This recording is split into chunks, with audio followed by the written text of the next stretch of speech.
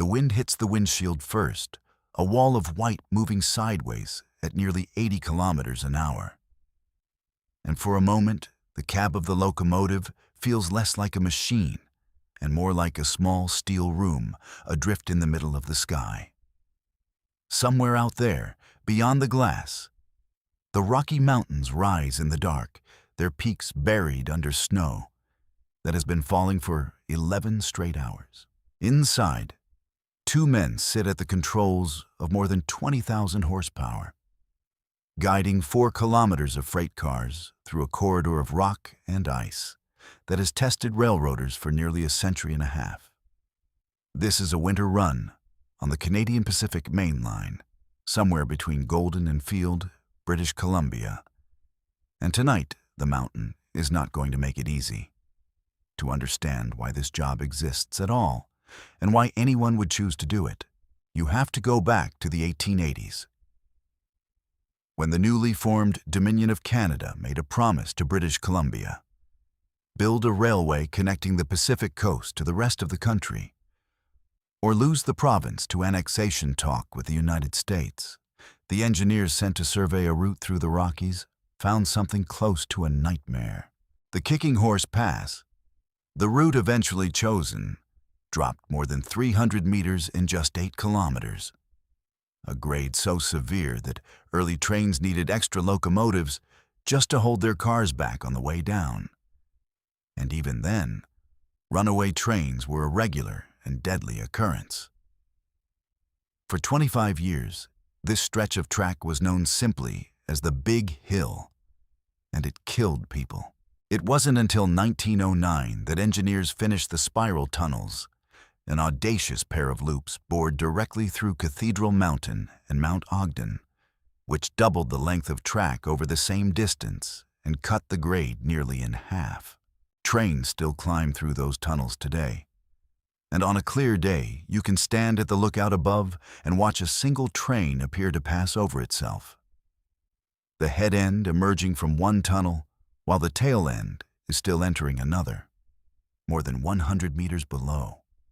That history matters tonight because every meter of this route was fought for, blasted out of granite, and paid for in human lives. And the crew driving through it in a blizzard is inheriting all of that difficulty at once. The locomotive engineer, a woman with 19 years on this subdivision, keeps her eyes moving constantly between the track ahead, what little of it she can see, and the bank of gauges in front of her. Her conductor sits to her right, headset on, radio chatter from the rail traffic controller crackling every few minutes with updates on visibility, track conditions, and the position of other trains sharing this single line through the mountains. Between them, a small space heater does its best against a cold that outside the cab has dropped to nearly 30 degrees below 0 Celsius, made worse by wind that cuts through any gap in a jacket like it isn't there at all. The train itself is a study in force and control. 3 locomotives lead the consist, each one a modern diesel-electric unit producing more than 4,000 horsepower. They're diesel engines turning generators that in turn power electric traction motors on every axle. Behind them stretch more than 130 freight cars, grain hoppers, potash cars, container platforms, tank cars. And near the rear of the train, invisible to the crew except as a blinking light on a screen, sits a 4th locomotive, a remote-controlled distributed power unit that helps push and brake the train from behind. Without it, a train this long climbing and descending grades this steep would be nearly impossible to control safely.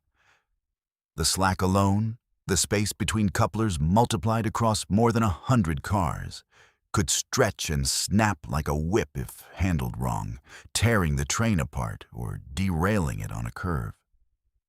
In a storm like tonight's, everything about running this train changes. Visibility through the windshield, even with twin headlights blazing and heated glass fighting off the ice, might drop to less than 50 meters. The engineer can no longer trust her eyes alone. She relies instead on memory, on years of running this same stretch of track so many times that she knows where every curve, every signal, and every grade change sits before she can see it. Railroaders call this reading the road. And on a night like this, it becomes the only thing standing between a controlled descent and disaster. She knows, for instance, that 4 kilometers past this signal, the grade steepens sharply, and that she needs to begin setting the air brakes now, gradually, feeding pressure into more than 100 sets of brake shoes strung out behind her.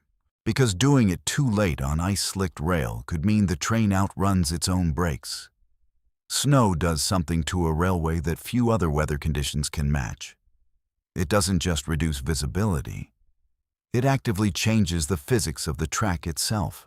Rail that has been coated in a thin layer of ice offers dramatically less friction between wheel and steel, which means a locomotive can find itself slipping its wheels even at low speed, unable to generate enough traction to keep moving, let alone pull a fully loaded train up a mountain grade. Every diesel-electric locomotive on this line carries a sanding system for exactly this reason. Small hoppers of dried sand mounted near each set of wheels, which the engineer can trigger to spray a thin stream directly onto the rail in front of the wheels, restoring just enough grip to keep the train moving. Tonight, the sanders have been running almost continuously for the last 2 hours, and the conductor has already radioed ahead to confirm that the next crew change point has a truck standing by to refill the sand bins. Beyond the cold and the ice, the single greatest danger in these mountains during winter is one that most passengers on a highway a few kilometers away never think about: avalanches. The corridor through Rogers Pass, roughly 70 kilometers northwest of tonight's position, sits inside some of the most avalanche-prone terrain on the entire continent. With more than 130 separate avalanche paths crossing the rail line and the parallel highway, the danger became horrifyingly clear in March of 1910, when a massive avalanche buried a rotary snowplow crew working to clear an earlier slide, killing 58 men in a matter of seconds. At the time, the worst avalanche disaster in Canadian history. That tragedy led directly to one of the most remarkable engineering responses in North American railway history: the construction of the Connaught Tunnel, completed in 1916, which bored 8 kilometers directly through Mount Macdonald to bypass the deadliest stretch of exposed track entirely. Decades later, a second and even longer tunnel, the Mount Macdonald Tunnel, was added beneath the same mountain, and together the 2 tunnels remain among the longest railway tunnels in the Western Hemisphere. Where tunnels weren't possible, engineers built snow sheds instead. Long wooden and later concrete structures built directly over the tracks at the base of known avalanche paths, designed to let tons of snow and debris slide harmlessly overhead while the train passes safely underneath. Some of these sheds stretch for hundreds of meters, and riding through one during a storm produces an eerie effect. The howling wind outside suddenly goes silent, replaced by the deep, echoing rumble of wheels on rail bouncing off close concrete walls, before the storm reasserts itself the instant the train emerges on the far side. Even with tunnels and sheds, avalanche control remains an active, daily task during the winter months. Teams working for both the railway and the adjacent national park use military-grade artillery, including howitzers positioned at fixed points above known slide paths, to deliberately trigger avalanches during controlled windows before enough snow accumulates to release on its own and bury the track unpredictably. On mornings after a major storm, it isn't unusual for rail traffic through the pass to be suspended for several hours while avalanche control teams complete their work, firing round after round into the peaks above and watching massive white clouds of displaced snow thunder down slopes that only minutes before looked entirely still Back in the cab, the human side of this job becomes just as important as the mechanical one. A standard crew on the Canadian Pacific Main Line consists of 2 people, the engineer and the conductor. And by law, they can work no more than 12 hours in a single shift before they must be relieved by a fresh crew at a designated point along the line. In good weather, that 12-hour window is more than enough to cover long stretches of track. In a blizzard, when a train speed might be cut in half or worse to maintain safe stopping distances, 12 hours can start to feel painfully short. And crews have learned to plan carefully, radioing ahead constantly to coordinate exactly where and when their relief crew will be waiting. The cab itself is a small, carefully organized space built for exactly this kind of endurance. Behind the 2 seats sits a narrow space with a cooler for food, a thermos rack, and sometimes a small toilet compartment tucked into the rear of the locomotive body. Crews learn early to pack accordingly. Thermoses of coffee that will stay hot for the better part of a shift, sandwiches that won't freeze solid if the heater struggles to keep up, and extra layers of clothing in case they're ever forced to step outside. To inspect a mechanical problem, to walk back along a stopped train checking for a dragging brake or a shifted load, or in the worst case, to wait beside the train for hours if a slide or a mechanical failure blocks the line ahead and no relief can reach them quickly. Communication becomes the lifeline that connects an isolated crew to the rest of the railway. Rail traffic controllers, working from control centers hundreds of kilometers away, track every train on the subdivision using GPS positioning and track circuit signals, coordinating meets between opposing trains on a line that, through much of the mountains, remains single-tracked with passing sidings spaced out at intervals.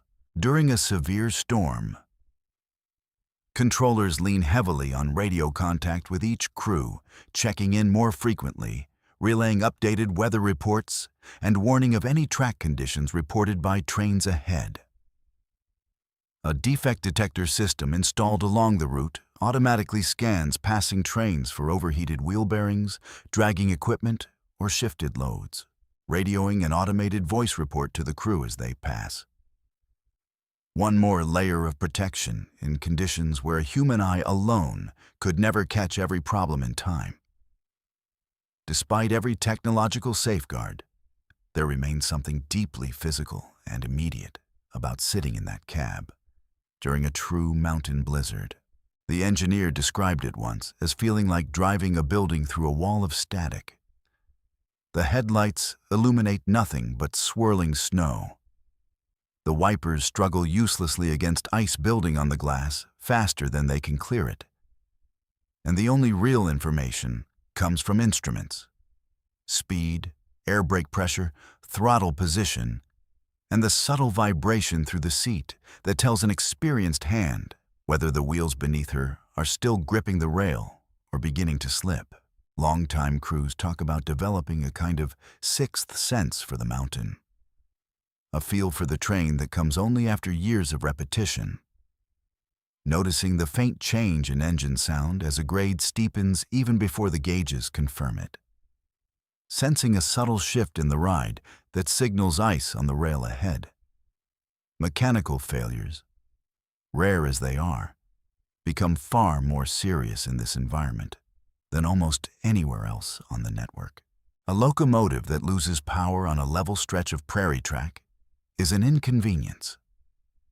The same failure on a steep mountain grade during a blizzard can become genuinely dangerous, particularly if it affects the air brake system that the entire train depends on to control its speed downhill.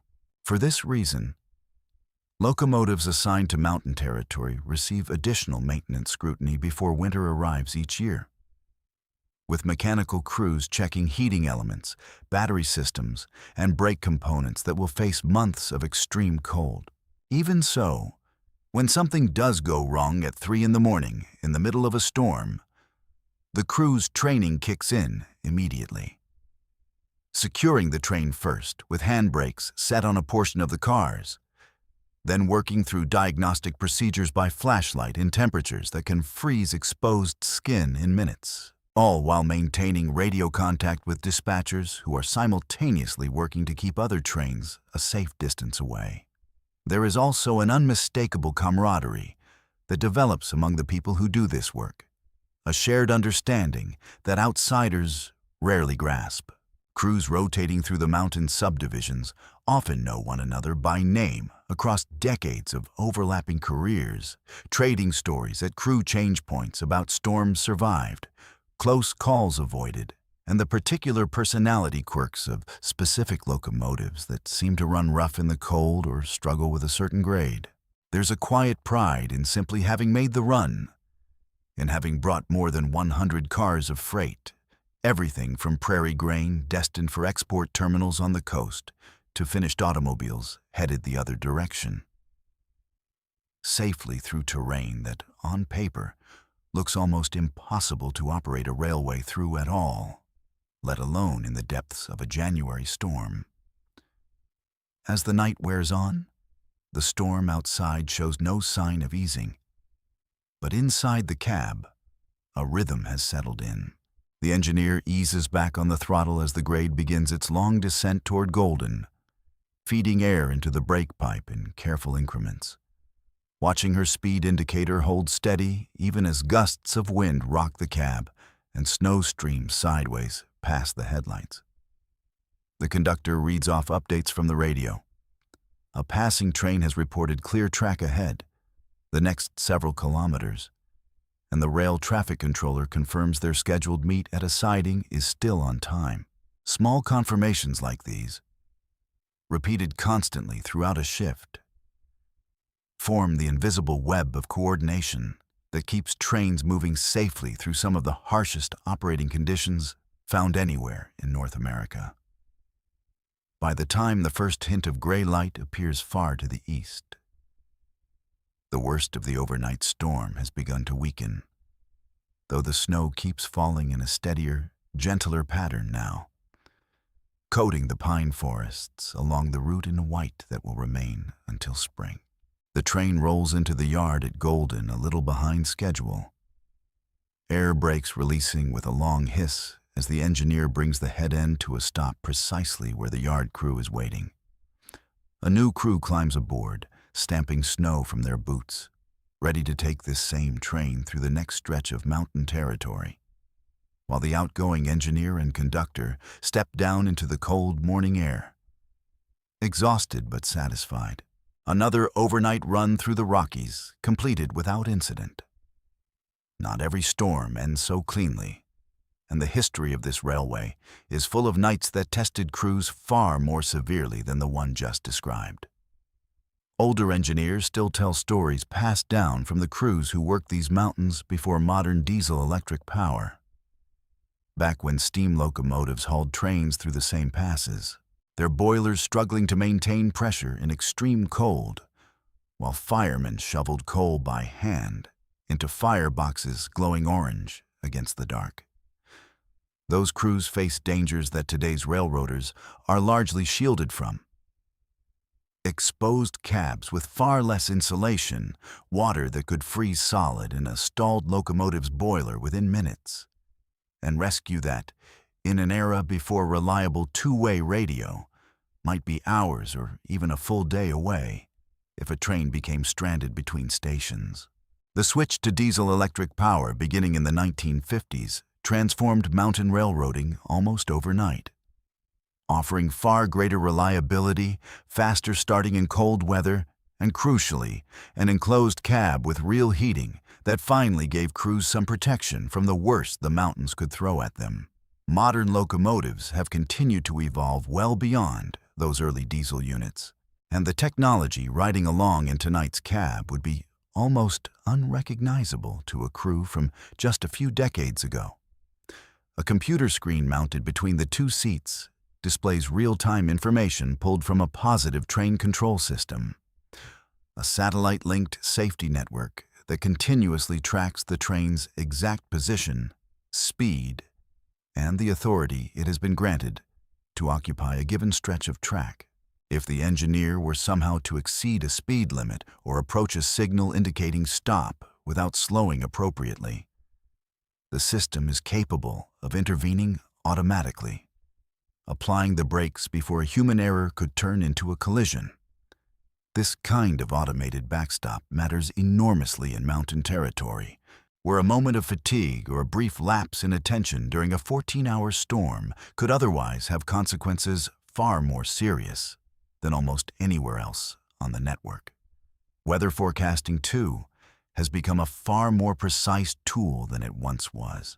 Railway meteorologists now issue detailed forecasts specifically tailored to individual subdivisions through the mountains, predicting not just general snowfall totals, but wind speed at specific elevations, temperature swings that might create ice on rail surfaces, and the shifting avalanche risk ratings issued daily by dedicated snow safety teams stationed throughout the pass.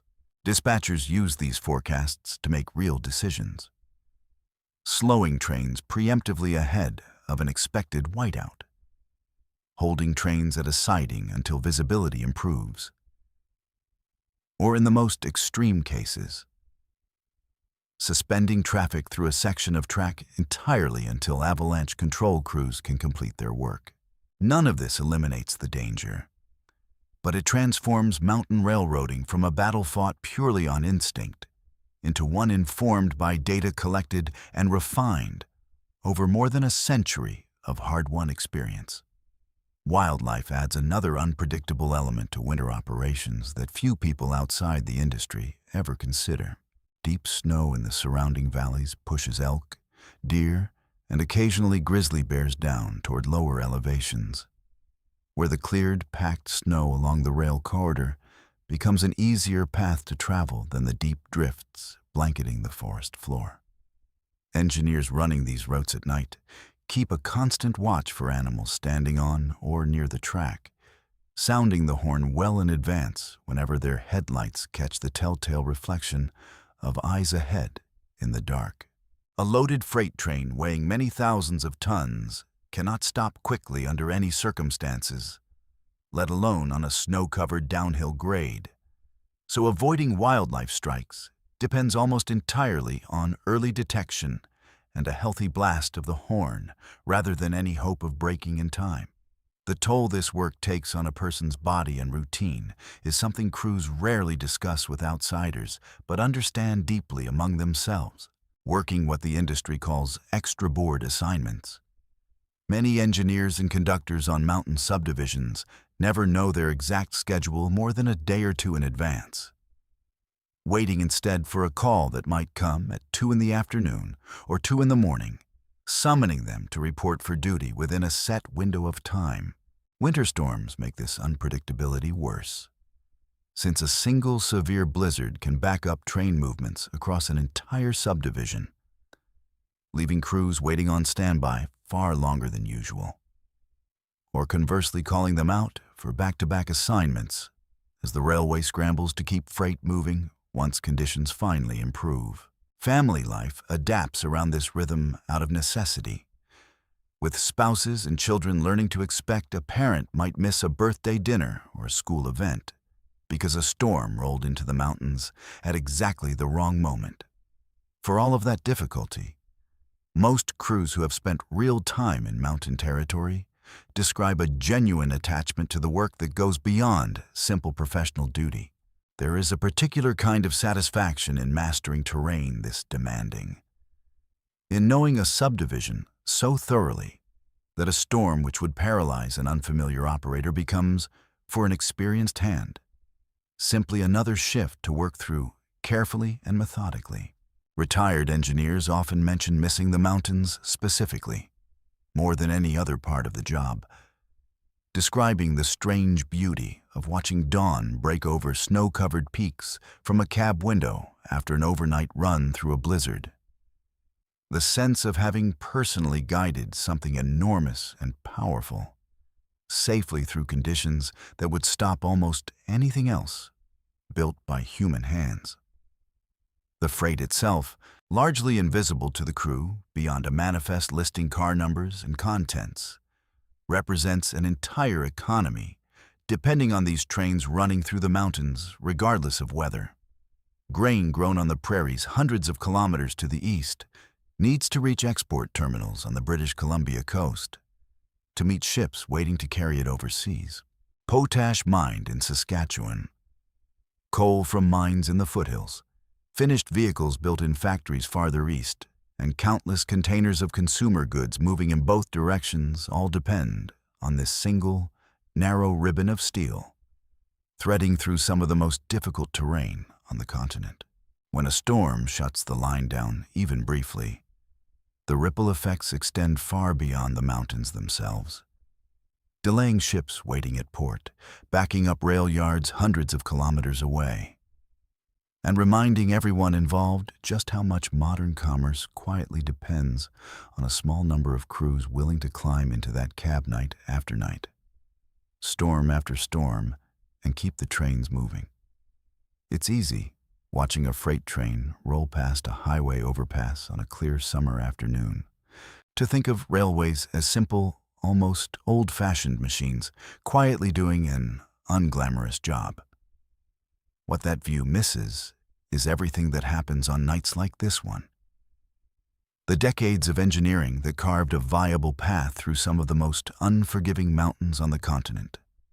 The constant vigilance required to keep trains moving safely through storms that would shut down a highway entirely. And the small, dedicated crews who climb into that cab shift after shift, year after year, treating the Rocky Mountains not as an obstacle to be feared, but as a familiar, respected adversary they've learned, through hard experience, exactly how to handle. The blizzard will come again next week, and the week after that, and every time, somewhere on this mountain, a Canadian Pacific locomotive crew will be climbing into the cab, checking their gauges, and getting ready to do it all over again.